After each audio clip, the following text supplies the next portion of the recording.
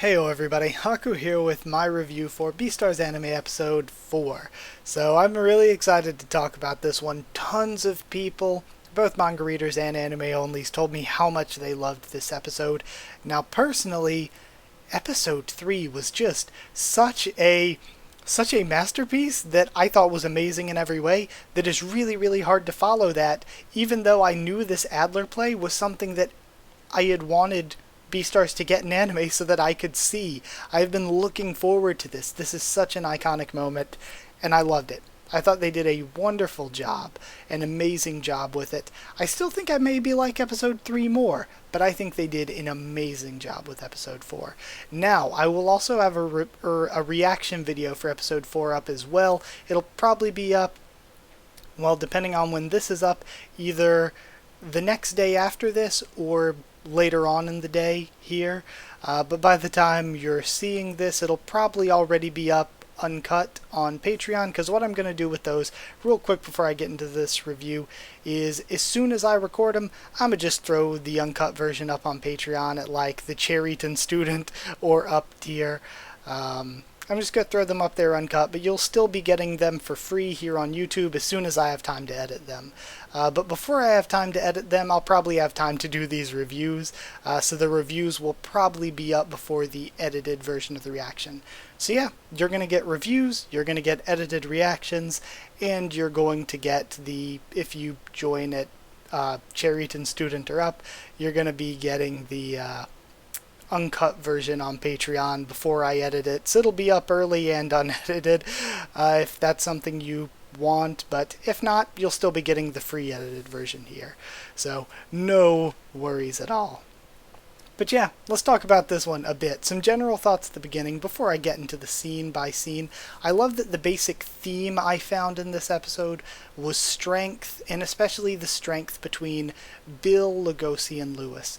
Bill, who is so physically strong and so confident and seemingly firm in what he thinks, but then in reality, when the pressure's on, his disposition isn't the strongest. He needs the rabbit's blood, the justified doping, to try to make himself sort of the fact that he would even rely on that to think he wasn't strong enough in the moment is something, or the way he would start to worry on stage because he just couldn't live up to the presence, the charisma that Lewis puts out. And then with Legosi, having this strength that he runs away from, he still has it, he can still use it, but it's something in his life that he feels gives him nothing but pain or regret. He doesn't like the strength in his life. And Lewis, who feels as though they were born into this weak situation and has such a complex of not wanting anyone to see him as being someone who's inferior to them, and yet Lewis has such strength of presence and strength in charisma that's really cool. And we play a lot with how the three of them are viewing each other as strong or weak in these different ways, which is really cool. I thought also this episode had a lot of great cinematography when it came to just some really good shots and sort of digital camera movement and everything. All of it was done really super well. There are a lot of shots like Legosi at night looking up at the moon, the same as Bill in the room staring at the Adler skull, and Lewis in bed in the hospital with the moon hanging, or I guess not the hospital, but the infirmary with the moon hanging over him. All of that was just really good. The shots of them on stage were really good too. Like I said, the camera movements and sort of the practice fight between Bill and Legosi. Lots of really good technical stuff there. Something else I noticed, and this is something that's in a bit of a comparison to the anime and manga, but not directly. I feel like in the Adler play and the events surrounding it, the facial expressions in the anime captured so much more emotion than the manga could do. But where the manga, I think, like that's a way in which the anime, I think, had something to offer that was better, in a way in which the manga had something to offer that was better. In the actual Adler scene, in the stripe scene and everything, the manga's a lot more raw and visceral. So I think the manga's a lot more raw, visceral, and gritty, whereas the anime was a bit more artsy with things, but also was able to convey a lot more emotion with the facial expressions, I think. So I realize actually now that after taking my notes, I actually didn't say anything in my notes about the voice acting, even though I've been saying every single week that the voice acting and the way they record it and how it sounds like actual conversation is so amazing.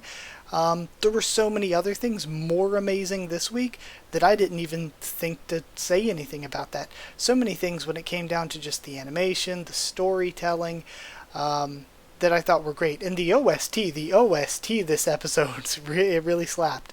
The OST was more noticeable, I think, this episode than it's been in previous episodes for how good it was.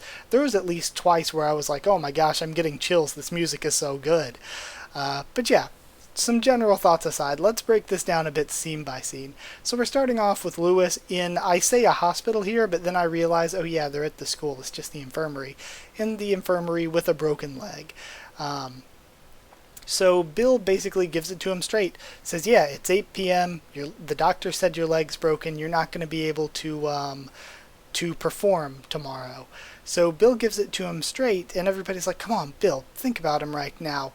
So Lewis gives Bill the role of Adler because Bill was somebody who didn't treat him as somebody who was weak.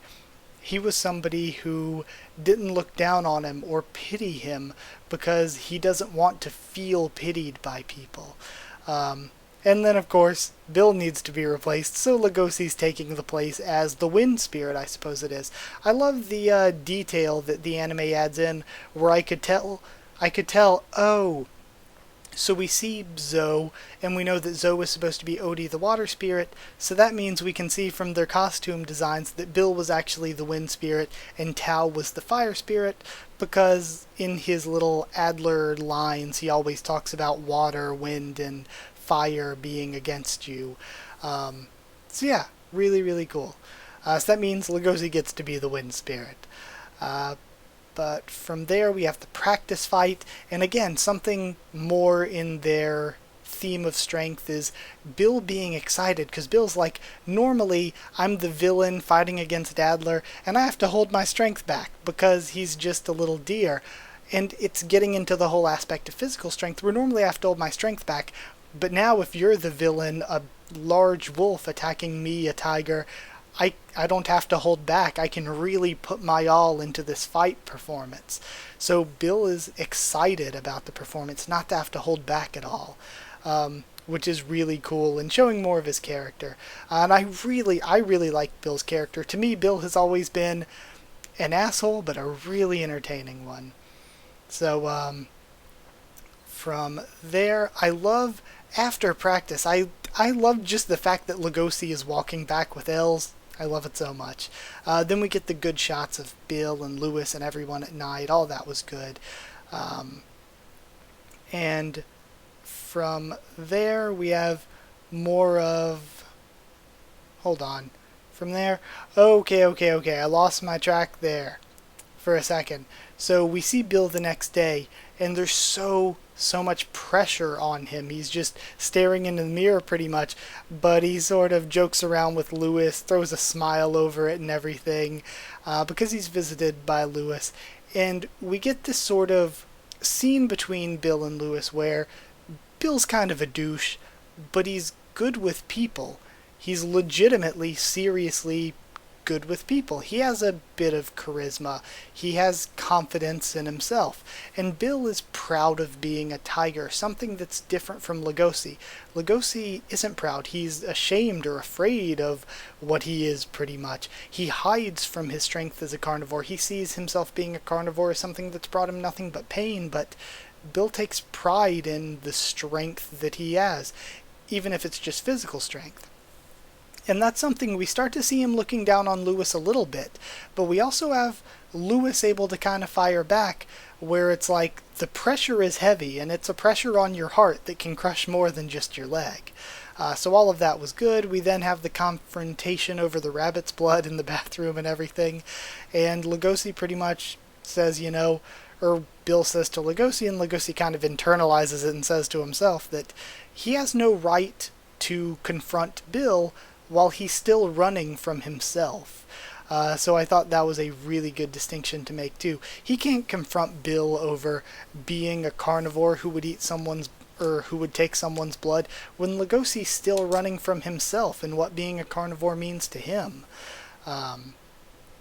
But from there we have the play itself. I love the fire spirits all dressed to look like Tao, because I was wondering at first, I was like, how did they all manage to look like I guess they're like a jaguar or a black panther or something? So I was like, how'd they all manage to look the same, like have the same hands and feet and tail? So I guess the other members of the dancing team must have put on part of the costume design to look like Tao as the fire spirit. But either way, that was cool. The audience, though, is not totally fully into it. They really wanted Lewis, of course, because Lewis, as good as Bill is, and Bill is handling it well, like Shira mentions, even though he's handling it well, he's not Lewis. Lewis is something special. But Legosi comes out for his part and just straight up attacks him. And I love how when he attacks him, it's not, again, black or white, like I say almost every review. There are a lot of shades of gray in there, where he's not just attacking Bill because he's angry at Bill, but we see with the flashbacks, Legosi's angry with himself, his own situation, seeing what's going on in his life around him with Lewis and with Haru and everything. He's mad at Bill, but he's mad at himself too, and he says he can't forgive Bill, but we all know he's also sort of internalizing some of this because of what he says later about the blood causing him nothing but pain. And again, I have repeated that same line like 3 times and we haven't even got to it, but that's because so much of this episode connects back together in just sort of these similar themes that they have going on. But then, okay, before we get to the matching stripe scene, there's one scene that I love that's kind of understated too, where Shira's like, okay, this is not how it's supposed to go, somebody needs to stop them, and the pelican sort of leader of the group or whatever says, okay, can you? And she like hesitates for a moment, and she's like, no, I can't. So it's just one of these crazy things where in this world, if a fight breaks out between 2 large breed carnivores, even if somebody like Shira's like, oh, they can't be doing this, we need to stop them, like, some people just can't. Again, it's this theme of strength where some people are just born being able to do things and other people in society can't stop them. Like, imagine if Shira, instead of being a Cheeto, was like a mouse. It's like, well, dang, these 2 giants are fighting, but there's nothing I can do here. So I love that little understated scene. Then we have the scene, of course, it was beautifully well done. I love the way Bill puts his arms out and then grabs Legosi around the back and everything and gives him the matching stripes from one predator to another. So good. Then we have the line I've mentioned a bunch of times already where Legosi is mentioning how he's always suffered for his blood. And I think this develops Legosi so much more, and there's just so much to come. It's like an ever-evolving story with this character. It's not like where your main character, okay, they learn something here, then we go with the main plot, then they learn something else. No, it feels like as episode by episode or chapter by chapter goes by, Legosi is always changing, always learning. And I feel like that's just so cool for a main character. It never feels like he's static, even for a short amount of time. At least static character-wise, in personality and in philosophy. So then he's saved by Lewis on stage, who shows true strength, this composure, this charisma, this force of will, and Bill backs off, lets Lewis have the scene, and yeah, we get a good, really good line of Lewis telling Legosi, you're in the right, or just you're righteous, or everything. All of that, so good. It's almost a mentor type moment, but the OST they play during it, oh man, the OST gave me chills. It was making me feelsy, just the song, so good. But then last up, at the very end, we have just Legosi seeing Lewis bathed in the light of the spotlight, soaking in the audience's applause. It's so, so good. Just to see this is what strength is from Lewis. So again, just playing with these themes, it was so, so good. So some general thoughts here at the end, getting past that. Lewis is so damn cool. I think that I like Lewis in the manga. I think early on I was like, he's a bit more of an asshole that I'm thinking here in the anime, but the anime is making me love the character even more than the manga. Like, Lewis is so cool. He is so cool. He is so good. The ending, though, ending 3 is incredible. I love it every time I watch it. Of course, I have a reaction video on it where I discuss it afterward up on the channel, so you can see that as well. But every time I watch it again, I'm just like, wow, this is so good. At first I was thinking, okay, each ending has been better than the last. Ending 2 was better than ending 1, but ending 2 is also still the best over ending 3. But now I've kind of changed my mind to each one being better than the last, because ending 3, I think, it's so hard to compare to ending 2. Because the opening and ending 1 are both so amazing, but endings 2 and 3 are just so good. I don't even know which one I like more. And then my last bit of notes is again another bullet point just saying the OST slapped this week. The OST was so good. There were so many tracks. The one where Legosi is talking to Els was really good. The one when we were seeing the students outside and everybody preparing to go into the place for the play was really good. And then of course the one at the very end with Lewis and Legosi on stage, which is sort of the main one we heard in the PVs. Excellent. So good. I'd actually give this one, though, 9 justified dopings out of 10. Incredibly good. It's not a perfect score like last week, just because as much as I love this, and as iconic as the Adler play is to me, last episode was just perfect. This episode was incredibly good, but last episode was just, like, perfect.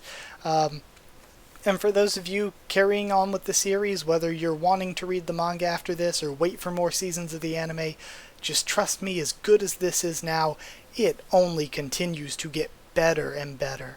Like, there is no time where I feel like Beastars has taken a step down. It's always getting better, and I would say the current arc right now has been my favorite in the manga so far.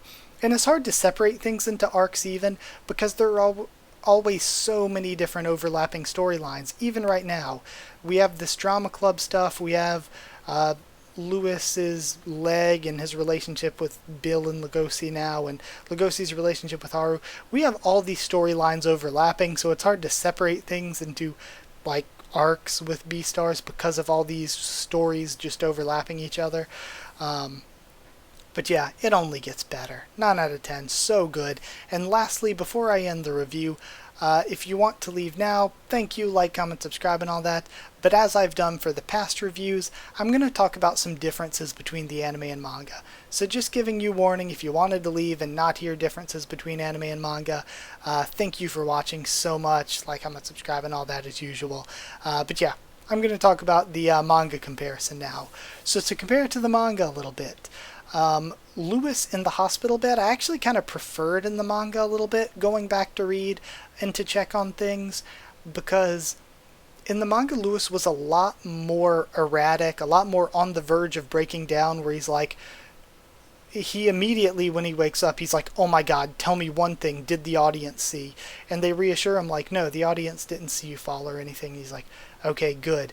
And then after Bill tells him what's going on, everybody's like, come on, Bill, don't act like that. Come on, you'll be fine. You did so good making it through this performance. And he's thinking to himself, they're pitying me. They're looking down on me. And he's like getting ready to start to freak out because of people looking down on him.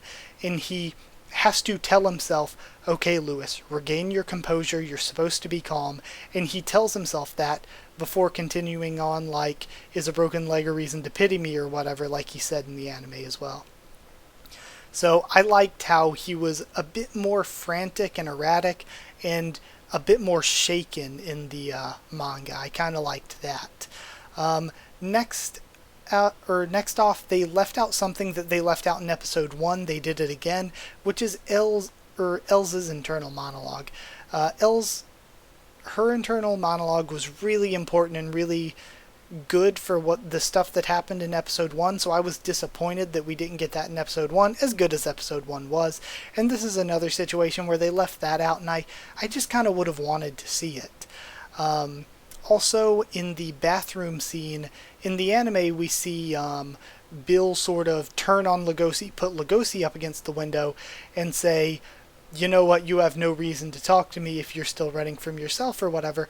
But in the manga, Legosi put Bill up against the window, and instead of Bill turning it around, when Bill says, you have no right to blah blah blah, you know, whatever, Legosi lets go of him, and Legosi actually stands up for himself and says, you know what, thank you, you've given me a reason to show my strength or whatever, I'll see you out on stage, and Legosi storms off after standing up to him. So there was a slight difference there, and they've adapted things so perfectly, not leaving anything out, going basically like point to point, adapting things incredibly well, and even adding in some nice little details and maybe some foreshadowing to the future things, that I find it a bit interesting. I wonder why they changed this particular scene, but I think it works either way. I think maybe even the way the anime did it might work even better than the way the manga did it, with Legosi not really ready to fully stand up for himself like that yet. So I actually kind of like maybe the way that the anime played it out more even.